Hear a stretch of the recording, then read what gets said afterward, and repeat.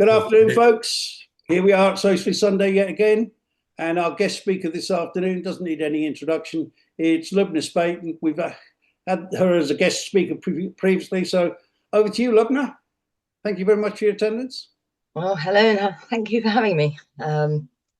So yes, I'm sure most people are introduced to the works that we're doing, from the divestment campaign, taking action against our council for claiming unlawfully that they cannot divest from Israel, as well as our motion at the Green Party, Zionism is racism. And that sparked a huge round of interest and more so attacks from the right-wing press and a whole load of Zionists, UK LFI, the Israeli embassy, the Israeli minister, British Board of Deputy of Jews, and Keir Starmer's right-hand advisor on anti-Semitism. Needless to say, there's our endorsement. We've obviously rattled a few cages, and if they're coming after us, then we're doing a pretty good job. It has also unfortunately resulted in threats too. Mostly, it's the scaremongering tactics, typical Hasbro playbook stuff, silencing attempts, smears. That's something getting of anti-Semitism, and the deputy of the Green Party who's also received death threats. And this is, I guess, more to the point of the work that we're doing, and even how our political systems are also dominated by Israel. I mean, what place would they have to come into the Green Party and tell them, no, you mustn't hear this motion? Of course, nothing that calls for the liberation of an oppressed people and calls for equal rights must be heard, through the party's own democratic process, which is a member-led one. So we've obviously worked exhaustively. We have had lots of support. Most importantly, it is drafted by Palestinians, and also with input and support from our Jewish allies and comrades in IJAN and JMP. We've also had legal input, preempting obviously the attacks that it would have.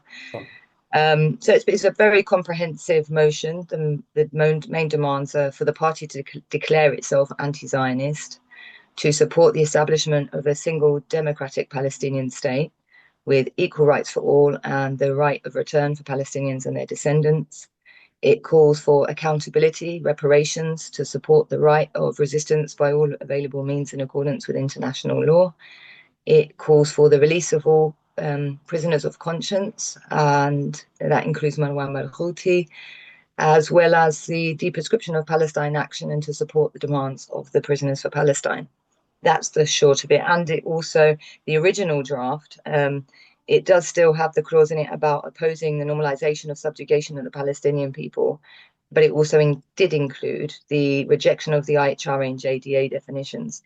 That was removed, that section, by the Standing Orders Committee when it went through their process, not because there was a problem with the demand, but rather on an issue of they have an emotion demotion process. One is about what we do internally or externally. So in spite of that being amended, it was still unsurprisingly rejected. So yes, there are issues with that, but that doesn't mean to say when we support this motion, I mean, the normalization of the subjugation of Palestinians would include confronting the definitions, which I'm sure many of you already well acquainted with the problems of those definitions, which are not designed to protect Jewish people from discrimination, which we also oppose. It's not about denying the rights of Jewish people to have protection. All of us deserve and require protection. But the problems with it are that it is designed ultimately to protect the Israeli state from any criticism, and to deny us as Palestinians our right to speak and to confront their oppression, as well as advocates of Palestinian rights. These are the problems with the definitions and why we confront them, as well as the creation of hierarchies of racism, which was also mentioned in the Ford report. Many of you previous Labour rights are probably very familiar with that too. As well as the previous smear attacks in the Corbyn era, as Corbyn was on the receiving end of, as well as Jackie Walker and many, many others, for confronting the Israeli state and its practices. So we're very clear. We've made clear both in defining Zionism through the body of the motion. It's basically, from its inception, is a racist ideology of settler colonialism And now we're witnessing its practice, which we have been for decades, but now the erasure of our people, our families back home. Um, and this is exactly what we're confronting. We are calling for the liberation of an oppressed people, and in its place to instill, something with equal rights as we once were. And a lot of people are struggling to see, well, not majority of people, the Zionists are conflating these issues and creating problems for people to understand and saying, this is the right of the Jews to a homeland.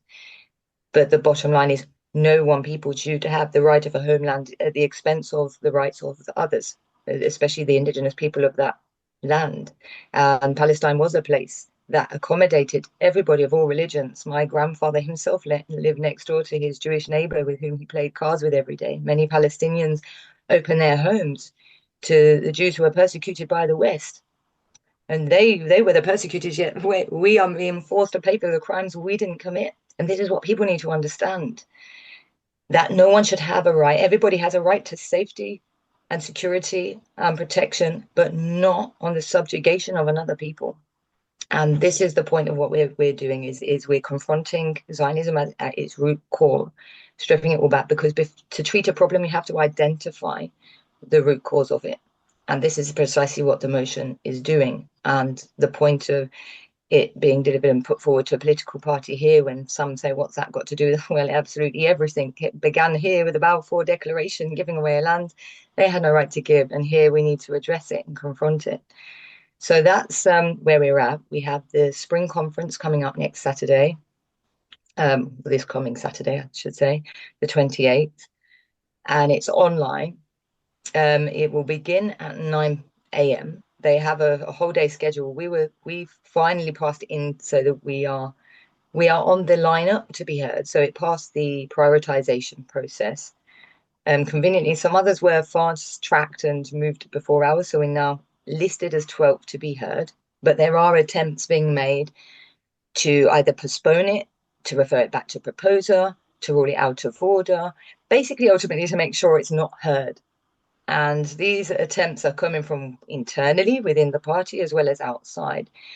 So we are urging as many comrades to come and please join us and vote for it to be heard. We are have put now an amendment to the Standing Orders Committee to ask that it is prioritised to be heard of one of the first few at the conference. So ignore the times that have been listed about putting it in the afternoon. But the point is we need as many people on there right at the beginning to basically vote against attempts to push it down the line or push it out or reject it and rule it out, and to instead vote in favor of it being heard at conference. And it also clashes, unfortunately, with the Together Alliance March, which we all tried to push them to change the date for that reason, but that was refused. So there is going to be a big split. A lot of numbers are still going to be on the march, but we're having to explain to people, as you know, we've done the marches for the last 3 years and beyond that. But this is a time that we can make a significant and monumental change and difference here, and potentially change the face of British politics and beyond. So we are really urging people to come and join. So if you're not all in the Green Party, this is a recruitment drive. I am not. I had a reluctance, like at the beginning, to join the party. It was ironic. So my story of getting involved was I was invited as a speaker to present and identify the problems with. They were putting forward a motion already against the IHRA definition to have that change. That this was from some of the Jewish comrades in the party, but a lot of people didn't understand the problems with the JDA. So I came in to talk about that. Then I was asked for support with drafting up the motion. I said, okay, but to do that, you had to be a member of the Green Party. And one of the comrades said to me, well, I know your thoughts about that, so I'm not going to ask. But then a week before the deadline, I just thought, you know what, I think a lot of us were waiting for your party to get into gear, and just thought, well, until they do, we don't really have any viable alternative. Let me get in there, pull my sleeves up and do as much work as I can in the interim, and at least build a foundation for any other party to come out, so that, at least the ground is built. Elsewhere, they can't come in with anything less than that. So ultimately, that's why I joined, and I've ended up there now a year working with, and I've met some absolutely brilliant people in the Greens for Palestine group and in other groups who we've really worked very hard, and a lot more people are coming forward, especially now with given the motion and I guess the direction. Since it's the first party to acknowledge that Israel is an apartheid state committing genocide, they've called for the proscription of the IOF as a terrorist agency. They support BDS against Israel. Um, and these were the main sort of grounds that I came in. And when I asked them, well, since you acknowledge Israel as an apartheid state committing genocide, where do you sit? Are you do you take a one or two state position? I was told it's down to the Palestinians to decide. Which, at that point, I thought, well, he wants to live under the boot of their oppressor, right? So I asked to see their policy on that, and it actually stated that it was down to the Israelis and the Palestinians to decide. So now we're having to negotiate the terms of our oppression or liberation with our oppressors. What? I said, okay, so this is where I had discussions with other Palestinians in the party and said, right, this is, I think, where we need to decide. We need to say it and confront the problems here that we're facing. And use the party's process to do that in their democratic sort of exercising of their ways there. And so we drafted this motion, and the short of it is it has now been put after a very, very long battle. It has reached conference, so we just need to make sure it's heard, and we're very proud of this piece. It has been obviously, apart from attacked, it has had wide support. And it has brought a lot of our Jewish allies, some who are still in that sort of middle ground, playing catch up and understanding what Zionism is and how, since its inception, it's always been racist. There has been a lot of confusion, and identifying that has been really vital for those who are now starting that journey, because there are some who have already they've begun that from before now. We've got people who were, potentially even previously I in the IOF many years ago, and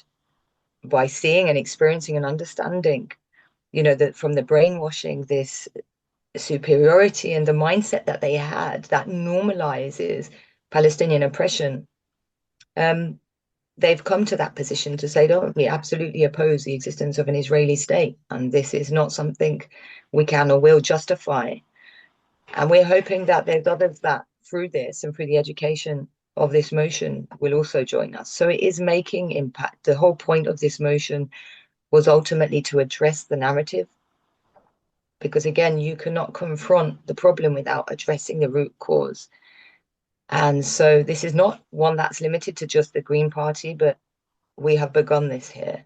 But it is also relevant to trade unions to consider adopting that position, as well as other parties, and to be shared beyond the UK too. So we are really hoping that you guys can join us in whichever way you can to support us, have those talks. If there are people who need more educating, we're happy to organize speaker sessions, and we hope you can partake in this really vital journey of liberation for us, and to also end the conflations between Zionism and Judaism. This is a very important matter, and nothing is more anti-Semitic than Zionism itself. So this is hopefully the beginning of a long road to recovery and liberation, that we have to begin it somewhere. And yeah, I'm happy to take any questions too. Okay. Thank you, Lubna. I'm going to take you off record.